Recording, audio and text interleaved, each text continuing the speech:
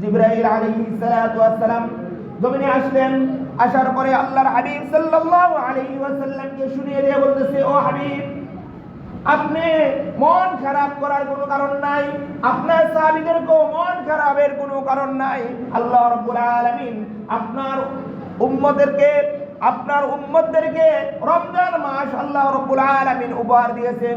এই রমজান মাসের মধ্যে এমন একটা রজনী আল্লাহ রাব্বুল আলামিন দিয়েছে, যে এক রজনী যদি আপনার কোন উম্মত ইবাদত করে, আল্লাহ রাব্বুল আলামিন তাদের আমলনামার মধ্যে 1000 মাস অপেক্ষা বেশি আল্লাহ রাব্বুল আলামিন নেকি দান করবেন। সুবহানাল্লাহ। মন খারাপের কোনো কারণ নাই। তারা তো 1000 বছর পর্যন্ত ইবাদতের মধ্যে কাটাইছে। আপনার উম্মত শুধুমাত্র এক রাত, কয় রাত? শুধু এক রাত্রে যদি ইবাদত করে, আল্লাহ তাআলা আপনার উম্মতের এক রাতের ইবাদত তাদের 1000 মাস ইবাদতের চেয়েও বেশি শ্রেষ্ঠ হবে। সুবহানাল্লাহ। আল্লাহ রাব্বুল আলামিন পূর্ণ কদর নামক এই সূরা অবতীর্ণ করে দিয়ে এই উম্মতে মুহাম্মাদের শ্রেষ্ঠত্ব আল্লাহ রাব্বুল আলামিন প্রমাণ করে বলতেছে, ও হাবিব, আপনার মন খারাপের কোনো কারণ নাই।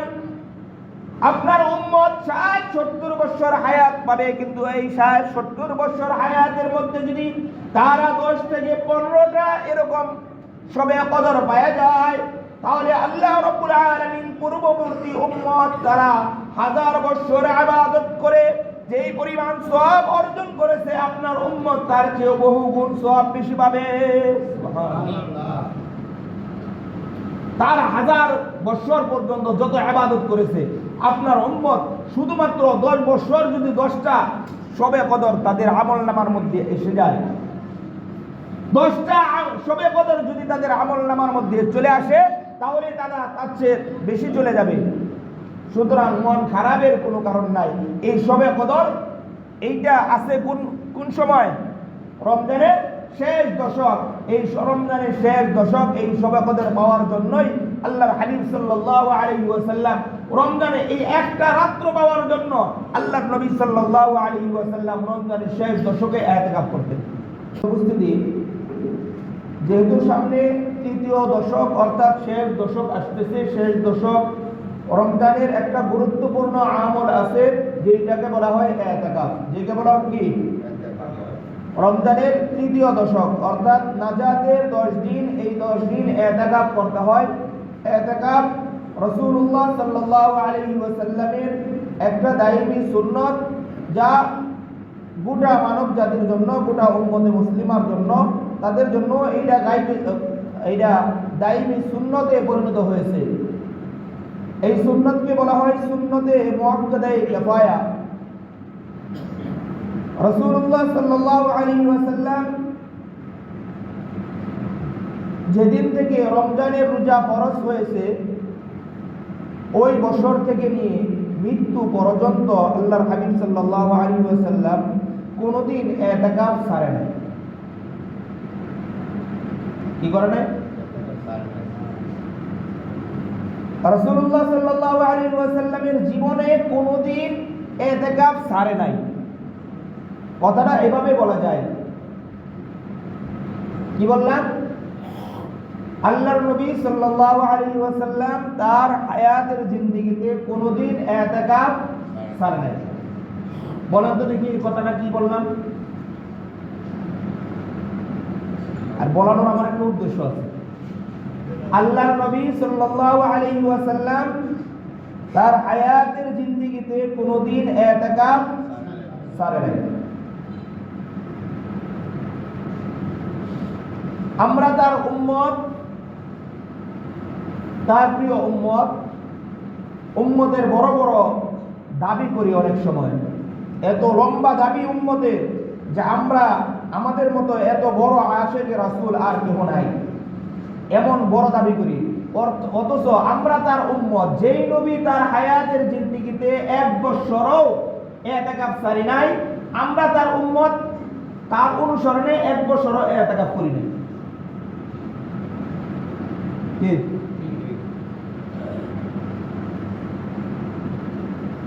নবী তার জিন্দেগিতে ইতিকাফ ছাড়ে নাই, আমরা আমাদের জিন্দেগিতে ইতিকাফ করি নাই। এ হলো আমাদের সাথে নবীর সম্পর্ক। হাশরের ময়দানে যখন নবীজি সাল্লাল্লাহু আলাইহি ওয়াসাল্লাম কলার মধ্যে চাপ দিয়ে বলবে, ও উম্মত, আমি আমার জিন্দেগিতে প্রতি রমজানে আমি ইতিকাফ করলাম, কোনো বছর ইতিকাফ করি নাই, আর তুমি আমার উম্মত হয়ে তোমার জিন্দেগিতে কোনো ইতিকাফ তুমি করো নাই, তাহলে তোমার সাথে আমার সম্পর্ক কি? চোখ কান দূর হয়ে যাও। অবস্থা কি হবে বলেন? আমাদের সাথে নবীর কি সম্পর্ক, কত সম্পর্ক। আল্লাহ রাব্বুল আলামিন আমাদেরকে বুঝার তৌফিক দান করুন। যেই কথা বলতেছিলাম, আল্লাহর হাবিব সাল্লাল্লাহু আলাইহি ওয়াসাল্লাম তার হায়াতের জিন্দেগীর এই শেষ দশক দেখেন, প্রত্যেকটা জিনিসের একটা নির্দিষ্ট সময় থাকে। এই রমজানের আল্লাহ রাব্বুল আলামিন পূর্ণ 30 দিন আল্লাহ রাব্বুল আলামিন আমাদেরকে দিয়েছেন। এই 30 দিনে উম্মত তার ঘরের ভিতরে সে যত নেক আমল সে উপার্জন করতে পারে, ঢুকাইতে পারে, তার অ্যাকাউন্টে সে জমা করতে পারে, এই জন্য দিয়েছে। কিন্তু প্রথম দশক থেকে দ্বিতীয় দশকে ইবাদতের মাত্রা, ইবাদতের ধরন পাল্টিয়ে যায়। আরো বেশি অধিক পরিমাণে ইবাদত আল্লাহর হাবিব সাল্লাল্লাহু আলাইহি ওয়াসাল্লাম করতেন। এবং শেষ দশক নবীজি সাল্লাল্লাহু আলাইহি ওয়াসাল্লাম এরকম ভাবে হাদিসের মধ্যে আছে যে আল্লাহর হাবিব সাল্লাল্লাহু আলাইহি ওয়াসাল্লাম তার কোমরে বেঁধে নিতেন ইবাদতের জন্য।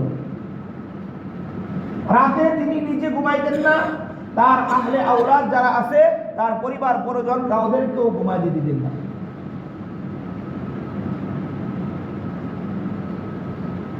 অথচ যেই নবীর ব্যাপারে আল্লাহ রাব্বুল আলামিন নিজে ঘোষণা দিয়েছেন, ও হাবিব আমার, আমি আপনার পিছনের সমস্ত গুনাহ মাফ করে দিয়েছি, সামনের যদি কোনো গুনাহ হয় ওইগুলাও মাফ করে দিয়েছি। তিনি তো কোনো গুনাহ করতেন না, তাকে আল্লাহ রাব্বুল আলামিন নিজ কুদরতি হাতে সমস্ত গুনাহ থেকে মাহফুজ রেখেছেন, হেফাজত করেছেন।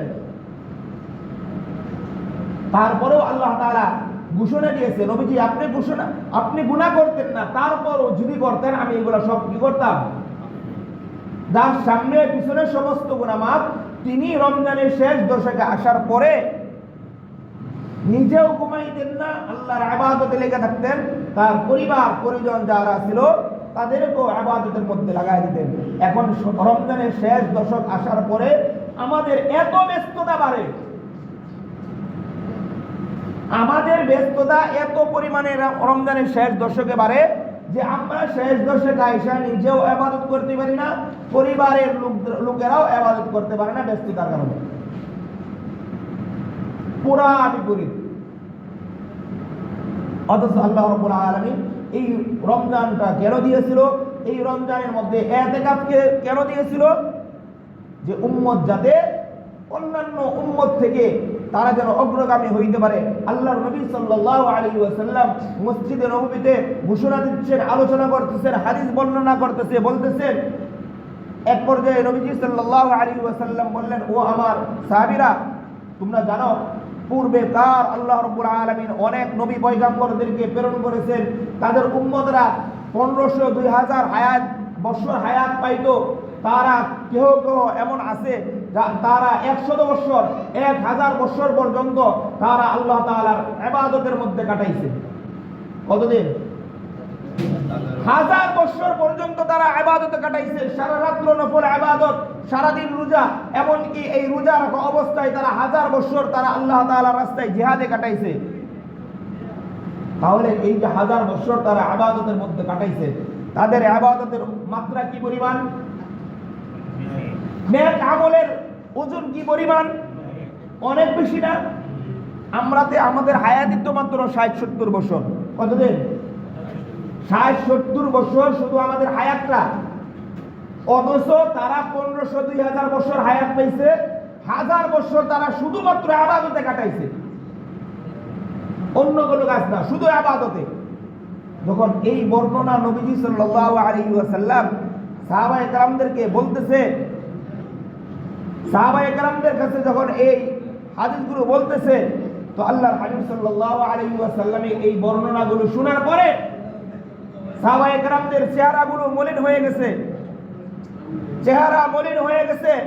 মলিন হয়ে যাওয়ার পরে নবীজি সাল্লাল্লাহু আলাইহি ওয়াসাল্লাম বুঝতে পারছে যে সাহাবায়ে কেরামদের চেহারা এমন মলিন হলো কেন। তিনি বুঝতে পারলেন।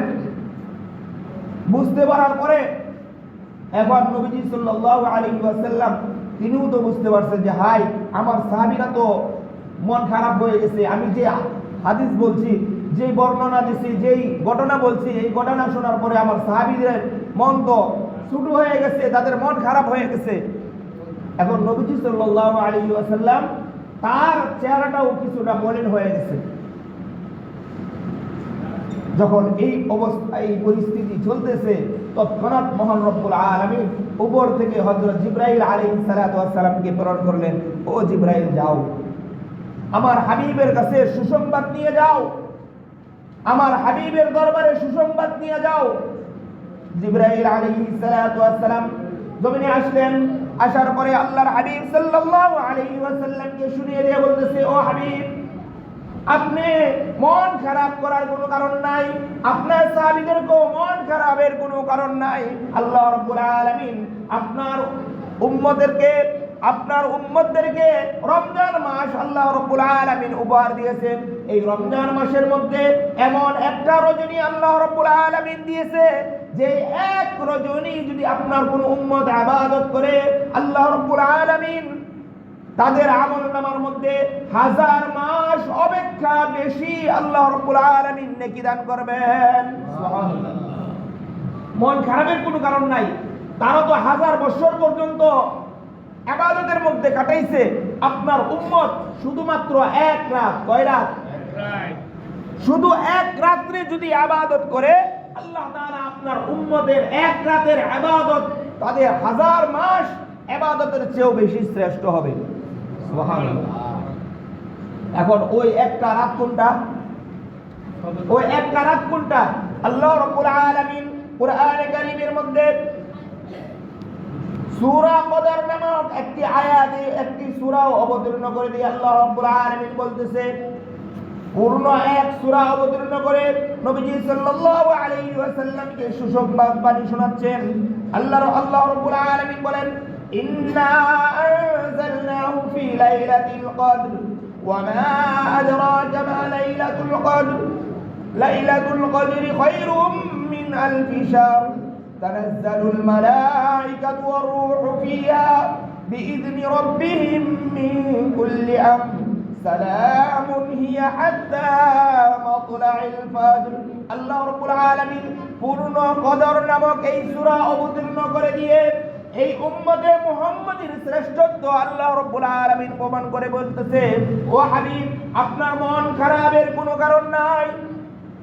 আপনার উম্মত 60-70 বছর হায়াত পাবে, কিন্তু এই 60-70 বছর হায়াতের মধ্যে যদি তারা 10 থেকে 15টা এরকম সবে কদর পাওয়া যায়, তাহলে আল্লাহ রাব্বুল আলামিন পূর্ববর্তী উম্মত তারা 1000 বছর ইবাদত করে যেই পরিমাণ সওয়াব অর্জন করেছে, আপনার উম্মত তার চেয়ে বহু গুণ সওয়াব বেশি পাবে। সুবহানাল্লাহ। তার 1000 বছর পর্যন্ত যত ইবাদত করেছে, আপনার উম্মত শুধুমাত্র 10 বছর যদি 10টা সবে কদর তাদের আমলনামার মধ্যে এসে যায়, 10টা সবে কদর যদি তাদের আমলনামার মধ্যে চলে আসে, তাহলে তারা তার চেয়ে বেশি চলে যাবে। সুতরাং মন খারাপের কোনো কারণ নাই। এই সবে কদর এইটা আছে কোন সময়? রমজানের শেষ দশক। এই রমজানের শেষ দশক এই সবে কদর পাওয়ার জন্যই আল্লাহর হাবিব সাল্লাল্লাহু আলাইহি ওয়াসাল্লাম রমজানে এই একটা রাত্র পাওয়ার জন্য আল্লাহর নবী সাল্লাল্লাহু আলাইহি ওয়াসাল্লাম রমজানের শেষ দশকে ইতিকাফ করতেন। নবীজি সাল্লাল্লাহু আলাইহি ওয়াসাল্লাম প্রথম বছর যখন ইতিকাফ করলেন, কখন? তার জিন্দেগিতে প্রথম যখন ইতিকাফ করলেন, রমজানের প্রথম 10 দিন ইতিকাফ করছেন। তিনি ইতিকাফ করছেন, তার সাথে সাহাবায়ে কেরাম রাদিয়াল্লাহু তাআলা আনহুম আজমাইন তারাও ইতিকাফ করছেন। 10 দিন শেষ, 10 দিন হওয়ার পরে জিবরাইল আলাইহিস সালাতু ওয়াস সালাম আসছে। আয়েশা বলতেছে, ইয়া রাসূলুল্লাহ, ইয়া হাবিবাল্লাহ, আপনি যেই জিনিস তালাশ করতেন এইটা এই 10 দিনে নাই, পরে তালাশ করেন। কি করেন? পরে তালাশ করেন। নবীজি সাল্লাল্লাহু আলাইহি ওয়াসাল্লাম তিনি তার খিমা যে ছিল মসজিদের ভিতরে ওইখান থেকে মুখ বের করে সাহাবাইদেরকে বলতেছিল, ও সাহাবীরা, আমরা যে জিনিস তালাশ করছি এইটা আগামী আরো 10 দিন তালাশ করব। কোনটা? এটা শবে কদর। তো সাহাবায়ে কেরাম আবার 10 দিন মসজিদের ভিতরে ইতিকাফ শুরু করলেন। দ্বিতীয় 10 দিন চলতেছে। দ্বিতীয় 10 দিন শেষ হওয়ার পরে জিবরাইল আলাইহিস সালাতু ওয়াস সালাম আয়েশা বলতেছে, ইয়া রাসূলুল্লাহ, ইয়া হাবিবাল্লাহ, আপনি যেই জিনিস তালাশ করছেন এই জিনিস দ্বিতীয় দশকেও নাই, এখন তৃতীয় দশক তালাশ করেন, তৃতীয় দশকে অবশ্যই আছে। নবীজি সাল্লাল্লাহু আলাইহি ওয়াসাল্লাম তার খিমা থেকে মাথা বের করে সাহাবীদেরকে বলতেছে, ও সাহাবীরা, তোমরা যেইটা তালাশ করেছো, অর্থাৎ শবে কদর তালাশ করেছো, এইটা প্রথম দশকে ছিল না, দ্বিতীয় দশকেও নাই। আল্লাহ রাব্বুল আলামিন এই শবে কদর রমজানের তৃতীয় দশক অর্থাৎ শেষ দশকের মধ্যে আল্লাহ তাআলা রেখে দিয়েছেন। বলি সুবহানাল্লাহ। অতঃপর নবীজি সাল্লাল্লাহু আলাইহি ওয়াসাল্লাম তৃতীয় 10 দিনই ইতিকাফ করলেন। তার ইতিকাফ প্রথম বছর কয়দিন হইল? 30 দিন। কথা বুঝেন নাই? নবীজি প্রথম বছর কয়দিন ইতিকাফ করলেন? 30 দিন। প্রথম দশক করলেন, পান নাই। দ্বিতীয় দশক করলেন, পায় নাই। তৃতীয় দশক পর্যন্ত করলেন। কয়দিন হইল? 30 দিন। আর আমরা এত ব্যস্ত, আমরা যে কি পরিমাণ ব্যস্ত চিন্তা করা যায় না। আমরা একদিন সময় পাই না। আমরা কি পাই না? বয়স 60-70 হয়ে গেছে, এখনো বলি যে যাক না, আরেক বছর যাক, আগামী বছর ভালো করে বসবো, একবারে আগ দিয়ে বসবো, এমন ভাবে কাঁচা দিয়ে বসবো, আগামী বছর আর বাইরে না। দেখা যায় আগামী বছর আর আসেই না, আগামী বছর আসেই না। আমরা এত ব্যস্ততা হয়ে পড়ি, আমরা এত ব্যস্ত। অথচ নবীজি সাল্লাল্লাহু আলাইহি ওয়াসাল্লাম তার উপরে তার সময় কতটুকু? মাত্র 13 বছর, মাত্র 10 বছর। মক্কা তো 13 বছর চলেই গেছে, মাত্র কয় বছর? 10 বছর। খেয়াল করবেন কথাগুলো, মাত্র কয় বছর? মক্কায় 10 বছর। 13 বছর তো মক্কায় শেষ, মক্কা থেকে হিজরত করে মদিনায় আসছে, মদিনায় 10 বছর। এই 10 বছর তার নবুয়ত জিন্দেগি বাকি আছে। এই 10 বছরে তার উপরে জিম্মাদারি কি? গোটা মানব জাতির সমস্ত কল্যাণের ফয়সালাটা সে করবেন, সমস্ত সমস্যার সমাধান তার এই 10 বছরে দিয়ে দিতে হবে। কিয়ামত পর্যন্ত যত মানুষ আসবে, আসবে সমস্ত মানুষের সব সমস্যার সমাধান তার হাদিসের মাধ্যমে দিয়ে দিতে হবে। নবীজি সাল্লাল্লাহু আলাইহি ওয়াসাল্লাম কি পরিমাণ ব্যস্ত। এখন আমাদের যে সমস্ত রাষ্ট্রপ্রধান, বাংলাদেশ সহ গোটা বিশ্ব জগতের মধ্যে যত রাষ্ট্রপ্রধান আছে, তার কাছে দৈনিক কয়জন মানুষ আসে বলেন তো দেখি? কয় লক্ষ মানুষ? 1000, 2000, এর চেয়ে বেশি হবে না। কারণ বিশেষ কয়েকজন তো আসার সুযোগ পায়, বাকিরা আসতে পায় না। মন্ত্রিসভার যে কয়েকজন আছে এরা আসতে সুযোগ পায়, বাকি সবাই আসতে পায় না। কিন্তু আল্লাহর হাবিব সাল্লাল্লাহু আলাইহি ওয়াসাল্লাম তিনি এত বড় একজন ব্যক্তি ছিলেন, তার কাছে প্রতিদিন লক্ষাধিক সাহাবী আয়েশা বিভিন্ন হাদিসের মাসলার বিভিন্ন কিছুর সমাধান নিতেন। কয়জন আসতেন? লক্ষাধিক সাহাবায়ে কেরামদের যখন যার যেটা সমস্যা হয়ে যেত, তৎক্ষণাৎ গিয়ে বলতেন, ইয়া রাসূলুল্লাহ, আমার তো এই জিনিসটা হয়ে গেছে, আমি তো এটা বুঝতেছি না, বলে দেন। আল্লাহর নবী সাল্লাল্লাহু আলাইহি ওয়াসাল্লাম বলে দিয়েছে, ইয়া রাসূলুল্লাহ, আমার জায়গা সম্পত্তি নিয়ে একটু ঝামেলা আছে, এটা কিভাবে বন্টন করব? আল্লাহর হাবিব সাল্লাল্লাহু আলাইহি ওয়াসাল্লাম বলে দিয়েছে, ইয়া রাসূলুল্লাহ, হজ করতে হবে, উমরা করতে যাব, কিভাবে করব এইটা বলে দেন। নবীজি সাল্লাল্লাহু আলাইহি ওয়াসাল্লাম বলে দিয়েছে, ইয়া রাসূলুল্লাহ, আমরা তো এই জিনিস বুঝতেছি না, আমার পরিবার কিভাবে চালাবো, আমার রাষ্ট্র কিভাবে চালাবো, আমার সমাজ কিভাবে চালাবো। এই প্রত্যেকটা বিষয় নবীজি সাল্লাল্লাহু আলাইহি ওয়াসাল্লামের কাছে প্রতিনিয়ত হাজার লক্ষ সাহাবী আয়েশা নবীজি সাল্লাল্লাহু আলাইহি ওয়াসাল্লামের কাছে বীর জমাইতো। এখন বলেন তো দেখি, নবীজি ব্যস্ত ছিলেন আমাদের চেয়ে বেশি রকম? এত ব্যস্ততা থাকার পরেও নবীজি সাল্লাল্লাহু আলাইহি ওয়াসাল্লাম প্রথম 10 দিন ইতিকাফ করলেন, দ্বিতীয় 10 দিন ইতিকাফ করলেন, তৃতীয় 10 দিন ইতিকাফ করলেন, অর্থাৎ রমজানের পুরা 30 দিনই ইতিকাফ করলেন, এত ব্যস্ততা থাকার পরেও। অথচ আমরা কি পরিমাণ ব্যস্ত, আমাদের ব্যস্ততা এত বেশি যে আমরা 10 দিন ইতিকাফ করতে পারি না।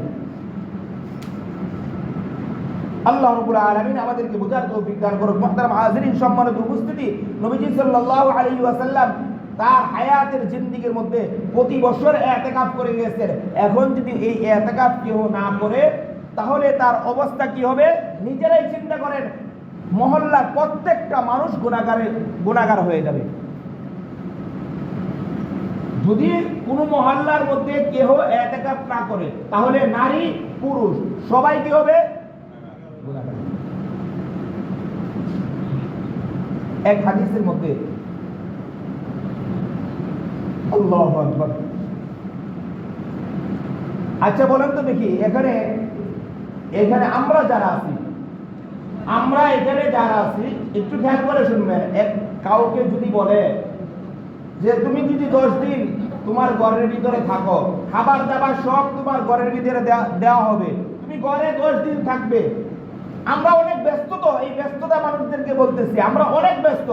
এই ব্যস্ত কোনো ব্যক্তিকে যদি কেউ বলে যে আপনি তো অনেক ব্যস্ত, আপনার ঘরের ভিতরে 10 দিন থাকবেন, 5 লক্ষ টাকা দেওয়া হবে। কয় লক্ষ টাকা? 5 লাখ। খাবার দাবার ঘরে যাবে, সবকিছু আপনি ঘরে পাবেন, আপনি সবকিছু ঘরে পাবেন। আপনি যদি ঘরের ভিতরে 10 দিন থাকেন 5 লক্ষ টাকা দেওয়া হবে। বলেন তো দেখি এখানে যারা আছে সবাই কি কথা বলেন? বাইরে করবে নাকি ঘরে করবে? লিস্ট লাগাইবে, বলে আমার নাম লেখেন আগে, আমি ঘর থেকে বের হবো না 10 দিন। কি করবো না? ঘর থেকে 10 দিন বের হবো না, আমার নামটা আগে লেখেন। করবে কি করবে না? কথা বলে না, করবে কি করবে না? আল্লাহর হাবিব সাল্লাল্লাহু আলাইহি ওয়াসাল্লাম তার চেয়েও বেশি সুসংবাদ দিতেছে। একটা হাদিস আপনাদেরকে বলি, ক্বালা রাসূলুল্লাহ সাল্লাল্লাহু আলাইহি ওয়াসাল্লাম মান ইতাকাফা 10রান ফি রমাযান কানা লাহু কাহুজ্জাতাইন উমরাতাইন। আল্লাহর নবী সাল্লাল্লাহু আলাইহি ওয়াসাল্লাম বলেন, কোন ব্যক্তি যদি রমজানের শেষ 10 দিন ইতিকাফ করে তার আমলনামার মধ্যে 2টা হজ এবং 2টা উমরার সওয়াব লেখা হবে। সুবহানাল্লাহ। কয়টা হজ? 2টা হজ যদি 5 লক্ষ টাকা করে ধরি, কত করে? 5 লাখ। কথা বুঝে নাই? যদি একটা হজ 5 লক্ষের কমে হয়, হজ করতে চাইলে 5 লাখের কমে এখন খুব কম, তাহলে দুইটা হজ 5 লক্ষ টাকা করে ধরলাম, 2টা হজ করতে কত যাবে? 10 লাখ। আর উমরা 2 লাখের কমে হয় না, 2 লাখ টাকা লাগে যা। 2টা উমরা কত? 4 লাখ। 5 আর 4 কত হইল? 14 লক্ষ টাকা। এই ঘোষণা দিতেছে কে? সমস্ত যে আল্লাহ রাব্বুল আলামিন যাকে সমস্ত মানুষের মধ্যে যাকে সত্যাবেত হিসাবে প্রেরণ করেছেন, যার জবানের মিথ্যা কোনো কাফেরও কি করতে পারে নাই, প্রমাণ করতে পারে নাই, বলতে পারে নাই মিথ্যাবাদী। তিনি তার জবান দিয়ে বলতেছে, উম্মত রে, যদি 10 দিন ইতিকাফ করো তাহলে তোর আমলনামার মধ্যে 2টা হজ এবং 2টা উমরার সওয়াব লেখা হবে।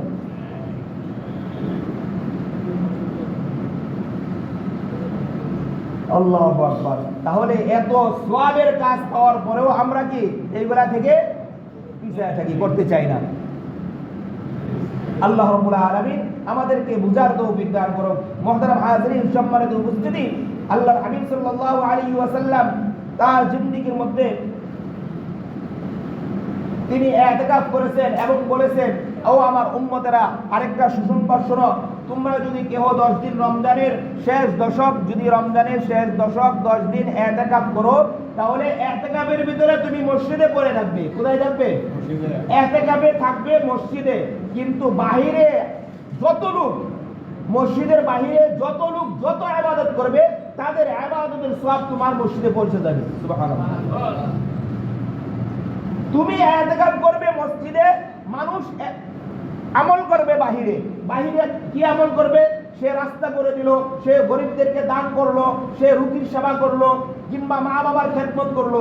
যত ইবাদত বাহিরে হয়ে থাকে, এমনকি বাহিরে জানাজা পড়তেছে, বলে যে যত লোক জানাজা পড়তেছে, 100 পড়ুক, 1000 পড়ুক, 10,000 লোক জানাজা পড়ুক, সমস্ত ইবাদতের সওয়াব তুমি যে ইতিকাফ করছো তোমার আমলনামার মধ্যে অটোমেটিক চলে আসবে। সুবহানাল্লাহ। কাআমিলিল হাসানাতি কুল্লিহা।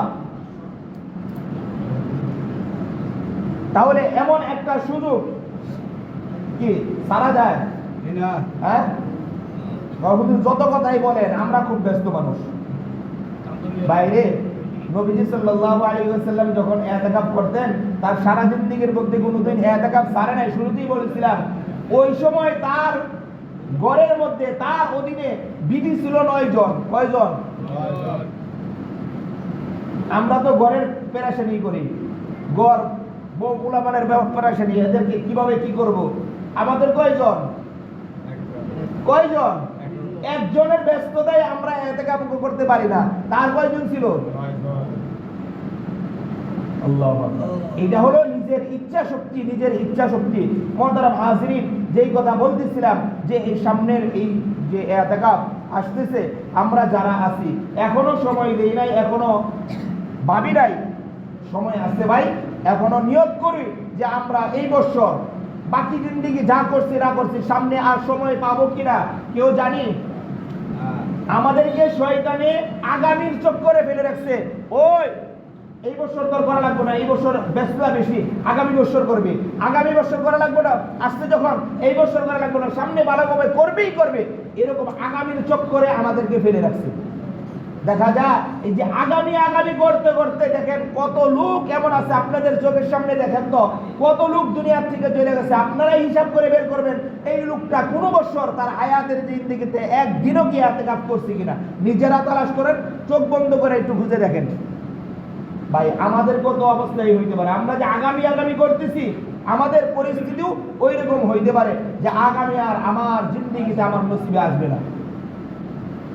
যেহেতু এই বছর আমরা পেয়ে গেছি, আল্লাহ তাআলা আমাদেরকে দয়া করে হায়াত দিয়েছে এই বছর, সুতরাং এই বছর যাতে আমাদের কারো ইতিকাফ মিস না হয়। মুহতারাম হাজির, তাহলে খুশি খুশি বলেন তো দেখি এই বছর কে কে মসজিদে ইতিকাফে বসবেন, দেখতে চাই। 3 জন তো পুরান লোকেই, এই 3 জন লোক তো পুরান লোকেই, নতুন কোনো লোক নাই। মানে বেকার এই 3 জনে, এদের কোনো কাম নাই।